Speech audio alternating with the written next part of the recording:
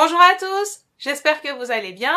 Je vous retrouve aujourd'hui pour vous parler d'un problème qui arrive au niveau des os en les rendant plus fragiles et donc plus susceptibles à la fracture, l'ostéoporose. Pour commencer, sachez que l'ostéoporose est due à une réduction de la masse ou de la densité osseuse, ce qui rend les os plus fragiles et plus facilement cassables. En effet, les os peuvent se fissurer et se casser très facilement avec une simple chute, un simple choc.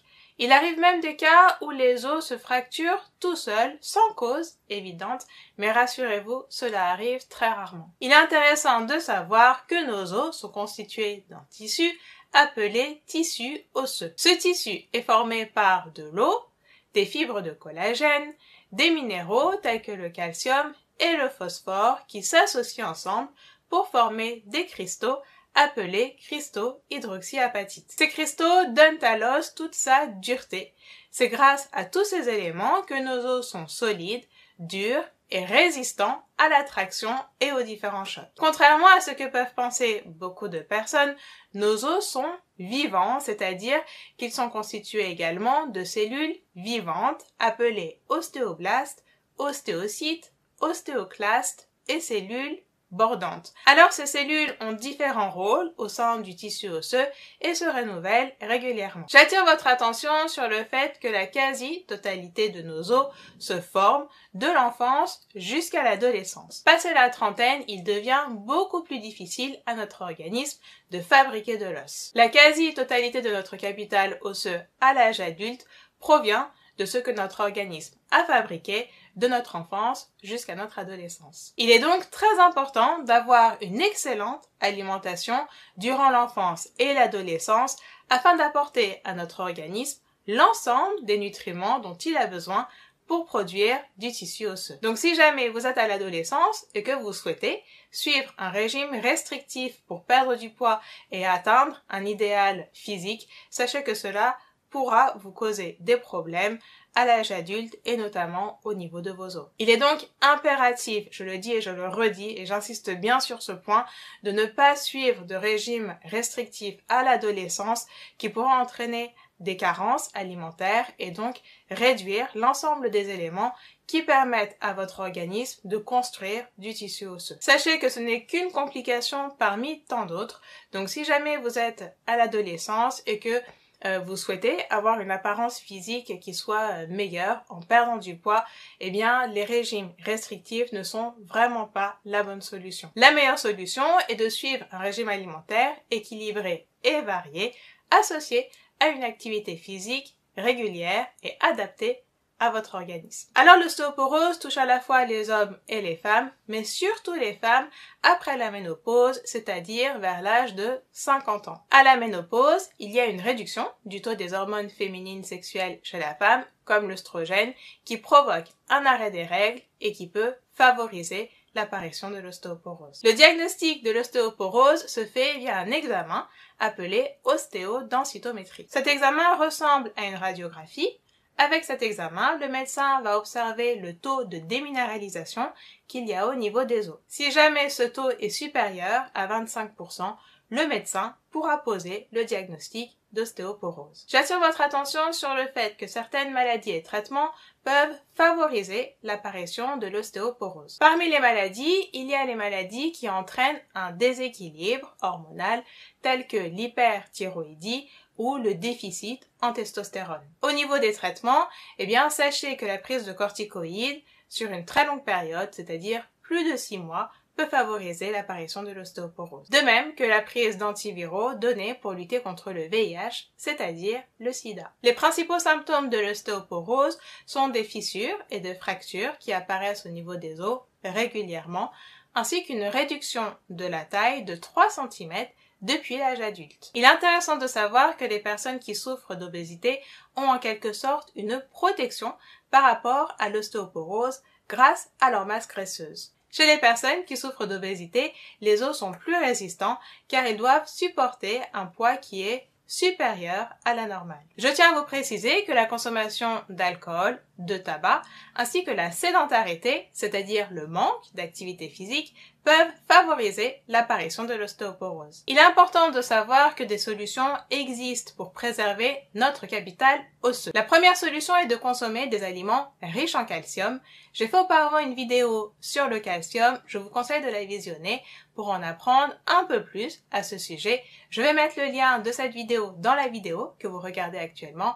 Vous pouvez aussi y accéder en cliquant sur la fiche qui se trouve en haut à droite de l'écran. Les apports journaliers recommandés par rapport au calcium sont de 1 à 1,2 g par jour chez l'adulte. Vous pouvez atteindre ce taux d'apport en calcium en consommant par exemple dans la même journée 2 yaourts, 2 verres de lait ainsi que 300 g de fromage blanc. Je tiens à vous préciser que certaines substances contenues dans différents types d'aliments peuvent limiter l'absorption du calcium ou favoriser son élimination. Parmi ces éléments, il y a les oxalates.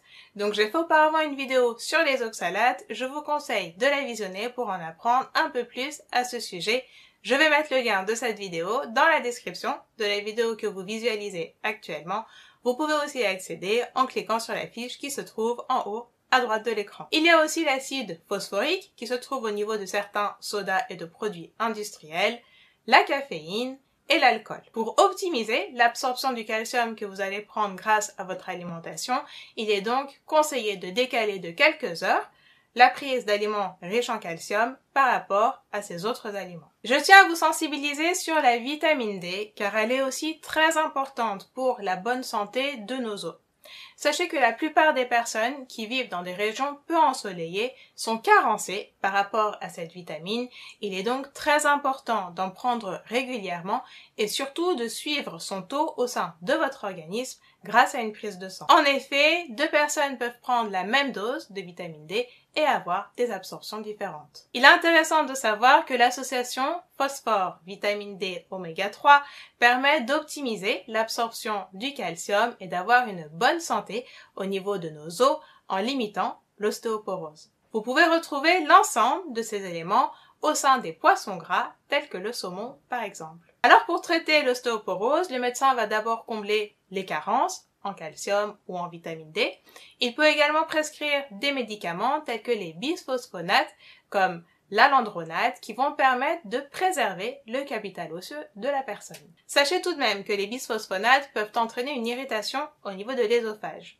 Il est donc très important de les prendre en position assise ou debout avec un grand verre d'eau et 30 minutes avant les repas. Je tiens à vous préciser qu'il est important de contrôler la santé bucco-dentaire avec ces traitements. Généralement, une consultation chez le dentiste est recommandée avant la prise de ces traitements et un contrôle bucco-dentaire doit être fait au moins une fois par an. Si jamais vous prenez des traitements de type bisphosphonate et que vous sentez des petites douleurs au niveau de vos dents ou de votre bouche, n'hésitez pas à consulter votre dentiste. Enfin, sachez qu'il est impératif de limiter le risque de chute chez les personnes qui souffrent d'ostéoporose pour réduire le risque de fracture. Il est donc très important de protéger les surfaces glissantes, mais aussi de contrôler la vision de la personne, de traiter ses troubles neuromusculaires si elle en a, et surtout d'avoir une vigilance particulière par rapport aux personnes âgées qui prennent des somnifères ou des tranquillisants. C'est fini pour cette vidéo consacrée à l'ostéoporose.